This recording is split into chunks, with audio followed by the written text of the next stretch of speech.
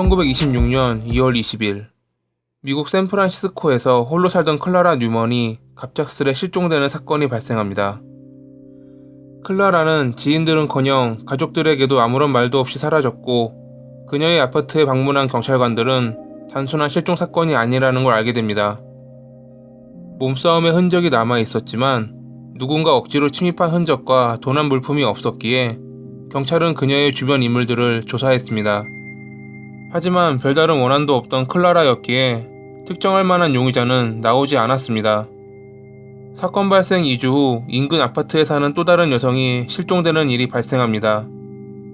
앞선 사건과 수법은 동일해 보였습니다. 그렇게 그해 11월까지 캘리포니아와 포틀랜드 일대에서 6명의 여성이 동일범으로 추정되는 인물에게 같은 수법으로 사망하거나 실종되는 일이 발생합니다.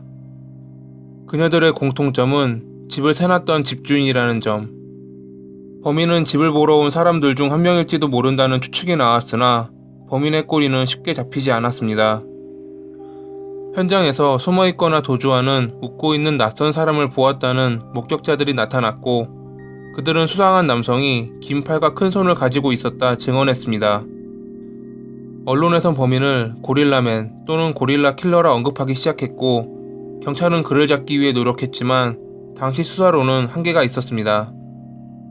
고릴라맨 역시 자신이 주목받고 있다는 것을 느꼈는지 한동안 별다른 움직임을 보이지 않는 듯 했습니다. 하지만 사실 그는 캘리포니아에서 벗어나 중서부로 향하고 있었습니다. 그는 그곳에서도 여러 건의 범죄를 저질렀지만 당시 경찰은 범인이 고릴라맨이라는 생각은 못했다고 합니다. 고릴라맨의 범죄는 장소를 옮기며 지속되고 있었습니다. 1927년 6월 8일 캐나다의 위니펙에 사는 롤라 코안의 실종과 이틀 뒤 인근에 사는 에밀리 패트슨이 사망한 상태로 발견되는 사건이 발생합니다. 고릴라맨이었습니다. 그는 도망자 생활을 하다 캐나다까지 오게 됐고, 이곳에서도 범행을 저지르고 있었던 겁니다. 오랜 기간의 도망자 생활로 고릴라맨은 갖고 있던 돈이 떨어졌을 겁니다. 그래서였을까요? 그는 이곳에서 한 가지 실수를 하게 됩니다. 범행 후 피해자의 반지를 훔쳐 지역 보석상에 팔아버린 겁니다. 그의 인상착의를 기억한 보석상 주인의 증언으로 경찰은 인근 모텔과 기숙사 일대를 돌아다녔습니다. 그러던 중 레너드 넬슨이라는 남성이 대여한 방에서 실종됐던 롤러가 사망한 상태로 발견되자 경찰은 레너드를 쫓기 시작했습니다. 얼마 후 레너드는 마을 인근에서 체포됐는데 그의 태도가 너무 침착하고 협조적이라 처음 그를 체포한 경찰은 사람을 잘못 알았나 라고 생각할 정도였다 합니다. 아마 그건 그의 노림수였을 겁니다. 감옥에 투옥된 레너드는 바로 그날 밤 탈옥을 했으니깐요.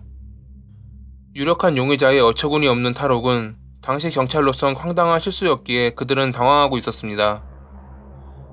하지만 경찰만 당황하고 있던 건 아니었나 봅니다.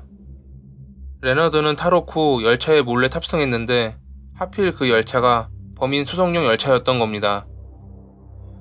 결국 레너드는 다시 체포됐고, 수사 결과 그가 미국인이라는 것과 연쇄 범행을 저지르고 도망쳐온 고릴라맨이라는 게 밝혀집니다.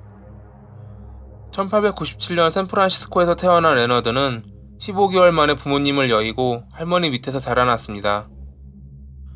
그는 어릴 적부터 자기 혐오와 병적 행동을 보였고, 초등학교에선 퇴학 처분을 받기까지 한 문제아였습니다. 10살 때 자전거를 타다 열차와 충돌한 뒤 6일 만에 깨어난 후론 그의 행동은 더욱 불규칙해졌고 자주 두통에 시달렸다고 합니다. 병원 치료를 받을 당시 의사들은 그가 환각과 편집증 망상에 시달리고 있다며 장기 입원을 권했으나 그는 듣지 않았고 결국 이런 끔찍한 범죄를 저지른 겁니다. 레너드는 자신이 25명의 목숨을 앗아갔다 밝혔지만 수사 결과 그와 관련이 있던 사건은 22건으로 밝혀졌고 이어 열린 재판에서 사형을 선고받습니다.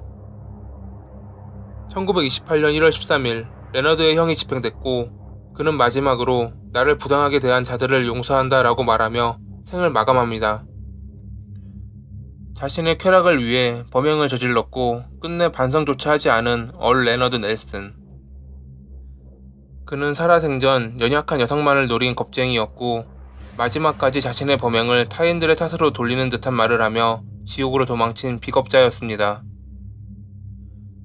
여담으로 알프레드 히치콕 감독은 그에게서 영감을 얻어 의혹의 그림자라는 영화를 만들었다고 합니다.